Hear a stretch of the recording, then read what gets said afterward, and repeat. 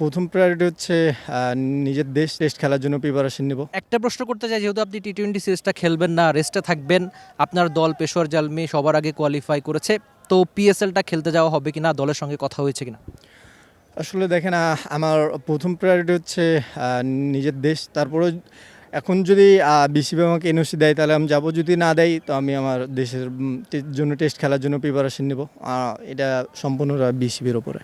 নাহিদ রানা জানিয়ে দিয়ে গেলেন যে পিএসএলটা হয়তো তার খেলা হবে না, সরাসরি না বললেও নাহিদ রানা যা জানালেন তার সারমর্ম হচ্ছে পিএসএল তিনি খেলতে যাবেন না, টেস্টের প্রস্তুতি শুরু করবেন। যেহেতু সামনে আমরা জানি পাকিস্তানের সঙ্গে টেস্ট বা অস্ট্রেলিয়ার সঙ্গে গুরুত্বপূর্ণ কিছু অ্যাসাইনমেন্ট রয়েছে বাংলাদেশ দলের। নাহিদ রানা সাদা বলে ক্রিকেটে দারুণ করছেন, সেটা টেস্ট ক্রিকেটেও একই রকম তিনি ছুটতে চাইবেন, দারুণ করতে চাইবেন, তার জন্য এখন থেকেই প্রিপারেশন। তবে নাহিদ রানাকে পিএসএল না খেলানো বা এনওসি না পাওয়া নিয়ে সব কিছু কেমন হয়েছে বা তার সাম্প্রতিক পারফরমেন্স সব কিছুই নিয়ে আপনি আপনার মন্তব্য জানিয়ে দিবেন টি স্পোর্টসের কমেন্ট সেকশনে, যেটা আপনার জন্য সবসময় খোলাই থাকে। রিফাত ইমেল, T sports, Chittagong. For more updates, subscribe to our YouTube channel and click on the bell icon. Follow us on Facebook and Instagram. Download T Sports app to enjoy exciting games and highlights. Visit tsports.com.